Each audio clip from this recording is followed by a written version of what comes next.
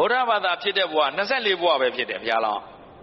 လေးသိတဲ့ဘဝတွေမှာကျန်တဲ့ဘဝတွေကဗုဒ္ဓဘာသာမဟုတ်ဘူးဗုဒ္ဓဘာသာမဟုတ်လို့ဘာသာကြားလားဆိုတော့သူကမ္မဝါဒီလို့ပြောတယ်ဘယ်ဘာသာလို့တော့မပြောဘူးဟုတ်ပြီနော်ခရစ်ယာန်ဖြစ်နေတယ်အစ္စလာမ်ဖြစ်နေတယ်လို့တော့မပြောဘူးကမ္မဝါဒီတဲ့ကံကံရဲ့အကျိုးကိုတော့ယုံကြည်တဲ့ပုဂ္ဂိုလ်ဖြစ်တယ်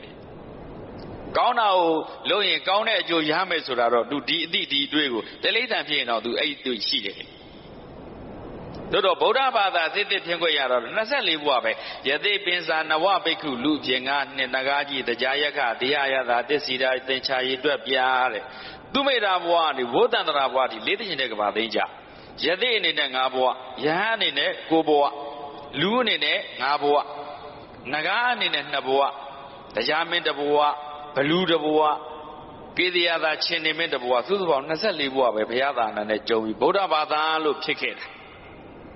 ကျန်တဲ့ဘဝတွေကဗုဒ္ဓဘာသာမဟုတ်ဘူးကမ္မဝါဒီအနေနဲ့ပဲရှိနေတာဒါကြောင့်သားရသူတွေမင်းဗုဒ္ဓဘာသာဖြစ်ဖို့ခွင့်ရေးဆိုတော့နဲလွယ်လွယ်လေးမတင်တဲ့ဖျားဖြစ်လာမဲ့ပုဂ္ဂိုလ်တော့ဗုဒ္ဓဘာသာ24ဘဝပဲဖြစ်တာဒီသိရင်တဲ့ဘာသိတော့24ဘဝပဲဗုဒ္ဓဘာသာဖြစ်တာသားရသူအလောက်ခတ်တယ်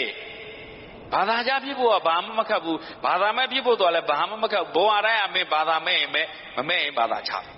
တို့ဗုဒ္ဓဘာသာကျတော့မင်းတို့နော်ကဘာပေါင်းတင်ချေချီးပြီးတော့တင်ချာချီးပြီးတော့ရေးတွက်လို့မရတော့အများကြီးနားပြီးမှဗုဒ္ဓဘာသာတဘဝဆိုတာဖြစ်ဖို့အခွင့်အလမ်းအတော်နေတာ probability possibility ကအလွန်နည်းတယ်အဲ့ဒါသားတို့ကိုတန်ဖို့ကိုမမေ့နဲ့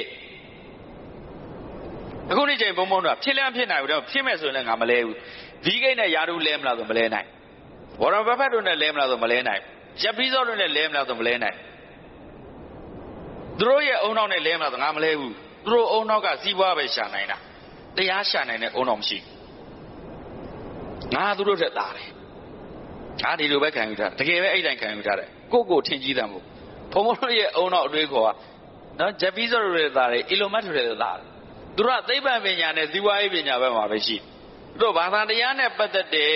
လောကဓမ္မနဲ့ပတ်သက်ပြီးတော့သူတို့မှာသိနိုင်တွေးနိုင်စဉ်းစားနိုင်တဲ့ဉာဏ်မရှိဘူးသင်ယူလေ့ကျင့်ထားတာလည်းမရှိဘူးတို့ကသူတို့ထက်သားတယ်